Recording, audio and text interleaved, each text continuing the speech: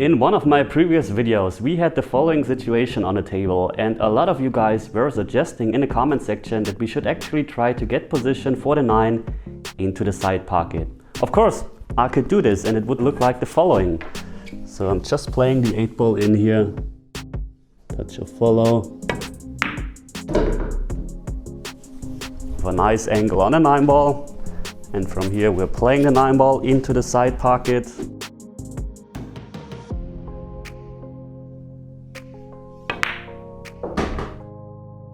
This worked out, but actually you shouldn't do this, and in today's lesson we will talk about why.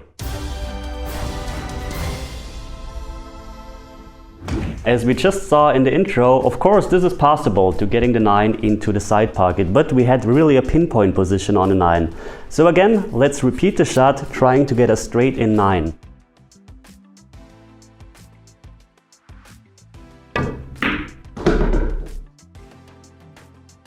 And you see, this time I overrun the position just by a tiny bit, so one revolution less and we have a basically straight in shot on the 9 ball. The cue ball is like this. So here, of course, this is totally makeable, this shot, but it's not the kind of shot I want to play, especially in the side pocket, because the problem is we're coming from this angle with the 9 ball into the side pocket. And when playing into the side pocket, if the cue ball is at the center of the table or the object ball, the side pocket is really big. But the further you go out to the side, the more difficult it is to make a ball into the side pocket, because the pocket becomes tinier. So the problem is, the pocket here into the side is tinier than the pocket into the corner pocket. As you can see in the overlay, this is how much space you have into the side pocket, and this is how much space you have into the corner pocket. So we're not going to play the 9 ball into the side pocket, but we're going to play it into the corner pocket. So the first advantage, as just mentioned, is the corner pocket is just bigger for the 9 ball. But another huge advantage is that we have a bit of a bigger position window. So I'm trying to get the 9 ball into the corner pocket this time, and all I have to do is just hit high again, but hit just harder.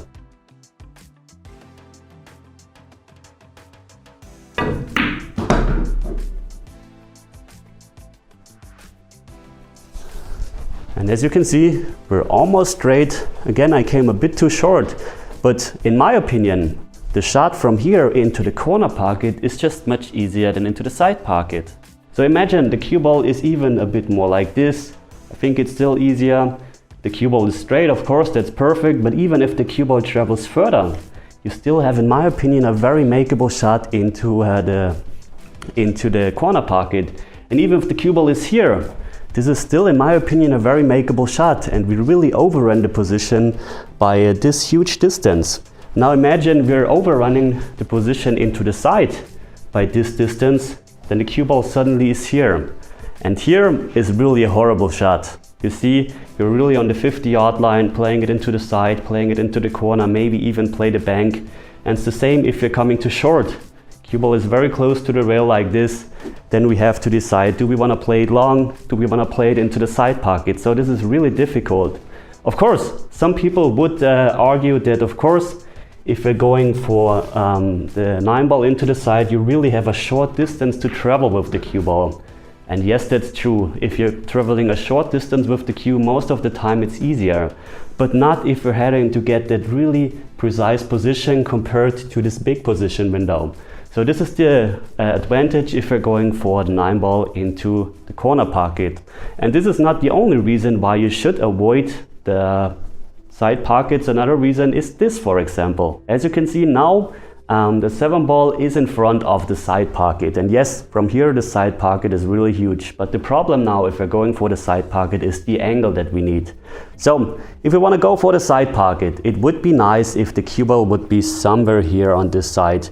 Not too far, but also not straight. So we have to be really precise if we're trying to get for the side pocket, to get from the 7 ball towards here to the 8 ball. So I'm trying to get position for the side now.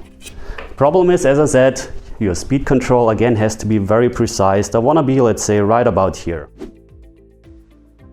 Just high, touch of right spin.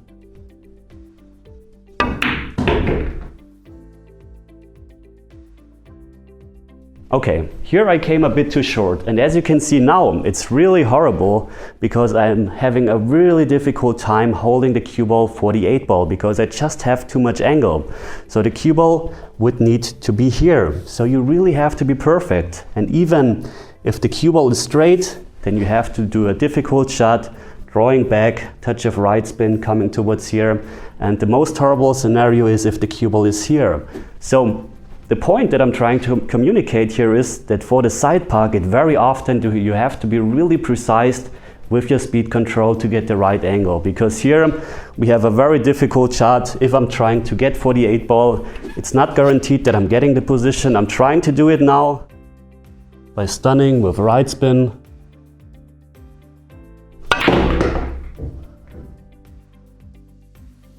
And you see, of course, it works, it's okay, but you have to travel a really long way. You're risking to scratch into the pocket, you're risking getting straight, so speed control is very difficult. Cue ball has to travel, so that's not what we're going to do. So imagine we're setting up the situation like it was in the beginning. So this time we're not trying to get position for the 7 into the side, even though it's the obvious pocket because the 7 is right in front of the side pocket. What we're going to do is trying to get the cue ball somewhere here, in the best case straight, and trying to play the 7-ball into here. So let's try to do that by just playing a high ball, maybe a tiny bit of inside spin.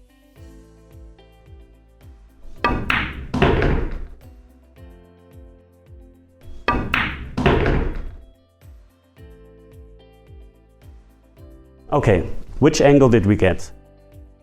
As you can see, we're not perfectly straight, but almost straight. But the point now is, you don't have to be straight here. So here it's really easy. I'm just following the cue ball towards here. We have a nice shot. But now what happens if we have another angle? So this is straight. What happens if the cue ball is here? Then we still can just follow, go into the rail and go down. So this angle works, but what happens now if we have this angle, tiny bit of this angle? Like this, for example. What we can do is follow the cue ball, go towards here, and we're going towards the 8-ball again. And even if we have way too much angle, what we can do is just play the 7-ball in and bring the cue ball to this side of the 8-ball. So you aren't dependent on the angle if you're going for the corner pocket compared to the side pocket.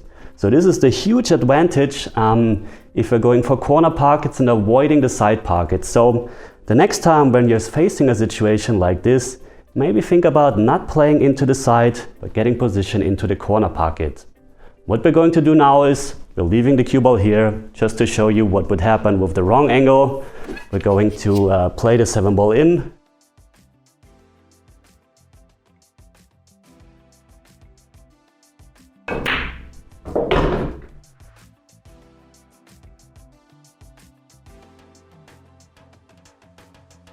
Get a nice angle, we're close to the rail, so this works. Now let's set it up again. Like this, where we just have to follow. This is, in my opinion, the easiest. Let's pretend we're like this, not even perfectly straight. And you see, this is so much easier than the shot before that we had, where we had to go all around the world to get position. Here, try to get on a 9-ball. Just going to stun out 2 rails.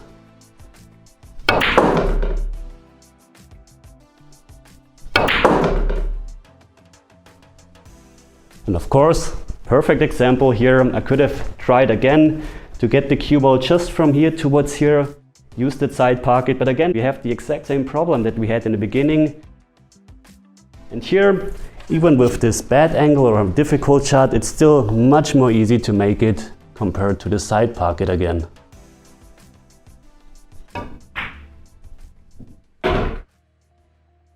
Okay, I hope this lesson was helpful for you. I know it's a lot of information, but the main message is avoid side pockets if it's not necessary. And if you got value out of this video, then please consider to like, comment, share, subscribe. And yeah, hit the bell notification if you haven't already, because that way you get notified once I'm uploading new content. A huge thank you goes out to my sponsors, to everyone who's supporting me. Thanks for watching, guys, and as always, see you at the next lesson. Take care.